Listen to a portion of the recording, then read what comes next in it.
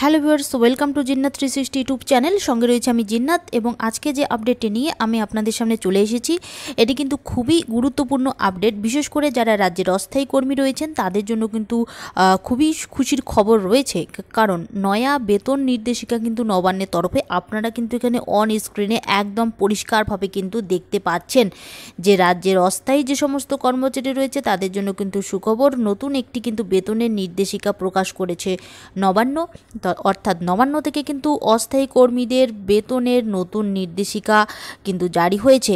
তো বিস্তারিত জানার আগে আপনাদেরকে অবশ্যই ভিডিওটি কিন্তু শেষ পর্যন্ত দেখতে হবে এবং আপনারা যদি এই চ্যানেলে নতুন হয়ে থাকেন তাহলে অবশ্যই কিন্তু চ্যানেলটিকে সাবস্ক্রাইব করে নোটিফিকেশন বেলটি অন করে রাখবেন এরকম লেটেস্ট আপডেট ভিডিও সবার আগে পাওয়ার জন্য। তো চলুন এক নজরে দেখে নেই আজকের সেই আপডেটটি কী।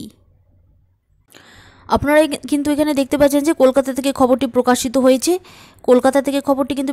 হয়েছে এবং রাজ্য সরকারের বিভিন্ন দপ্তরের অস্থায়ী কর্মীদের কিন্তু সমকাজে সমবেতনের দীর্ঘদিনের দাবি এবার পূরণ হতে চলেছে। গত মঙ্গলবার এই প্রক্রিয়া কার্যকর করার নির্দেশ দিয়েছে কিন্তু নবান্ন। নির্দেশিকা অনুসারে চলতি বছর থেকে revision of pay and allowance rule 2019-এর অধীনে রাজ্য সরকারের স্থায়ী কর্মীদের সঙ্গে সমহারে বেতন পাবেন কিন্তু সরকারি বিভিন্ন দপ্তরে ওই একই পদে নিযুক্ত অস্থায়ী কর্মীরা।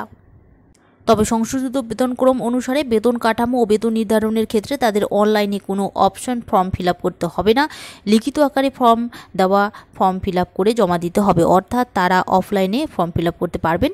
ফর্ম ফিল আপ থেকে বেতন নির্ধারণ পুরো প্রক্রিয়াটি কিন্তু অনলাইনেই হবে। সংশ্লিষ্ট দপ্তরের অধিকর্তা অফলাইন মোডেই তাদের বেতন সংশোধন করবেন এবং তারা দ্রুত কিন্তু ইন্টিগ্রেটেড ফিনান্সিয়াল ম্যানেজমেন্ট সিস্টেমের HRMS মডিউলে এমপ্লয়িজ মাস্টারে প্রয়োজনীয় পরিবর্তন করে সংশোধিত কাঠামো অনুসারে বেতন নিশ্চিত করবেন। গত বছর সেপ্টেম্বরে একটি নির্দেশিকায় সমকাজে সমবেতনের ইঙ্গিত দিয়েছিল কেন্দ্রীয় সরকার।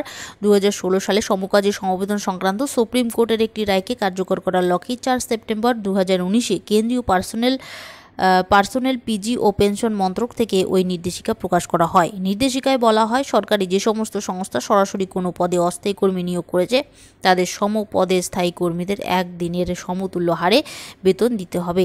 অবশ্যই স্থায়ী কর্মীরা অন্যান্য যেসব ভাতা পান সেই সুযোগ সুবিধা কিন্তু অস্থায়ী কর্মীরা পাবেন না বলে উল্লেখ করা হয়।